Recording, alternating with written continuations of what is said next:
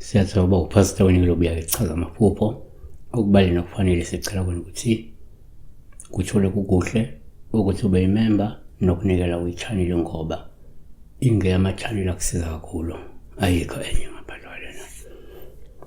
Uyabe uyangifonela kusongonani ku-5 kuphela WhatsApp.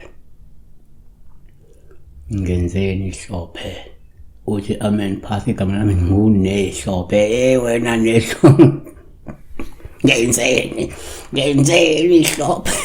So ukuthi la ngiphuphe ngicisi ngikusana mase lahlanza kwase ngathi likhishwa nayisiso kwaze wangcola nezingubo zami futhi belihlanza laphinde lamkhakela jo. Sizoyenza several videos yabo isikhuluma ngokuphupha ukhakelwa ingane ngibona kubi. So one nje ngokujwayele uma ngenze ukuphuphe ingane ngabe uyiphethe ngabe yencelisa kupha ulubo uma igagela ikungcolisa ngoba lokho kusho ukuthi ke kungenzeka kumele ube umuntu oqaphelayo ngoba kugadlwa isitha ngesichitho esobe sisiphazamisa ubudlelwane bakho nabanye abantu noma nalomuntu othandana naye. 2 kuyenzeka futhi ngesikhathi uphupha ingane ngabe uyiphethe ngabe yencelisa ngabe uyidedile kuba uPaul uma igagela lokho kusho kungenzeka ukukhombisa ukuthi ke kumele uqaphele futhi usukume uthola usizo okanye imikhuleko yokuxosha isilwane esizenza ingane kuwe ngenhloso kumosha impilo ngokuthi kungcolise ngesichitho.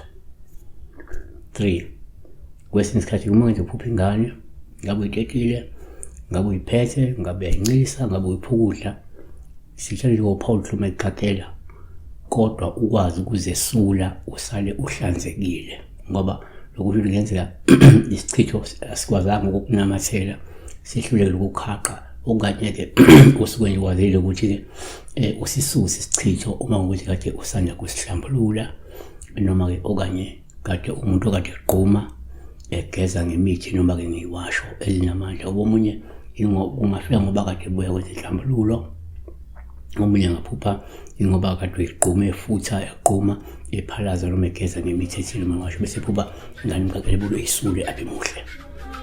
Siyabonga. Be blessed.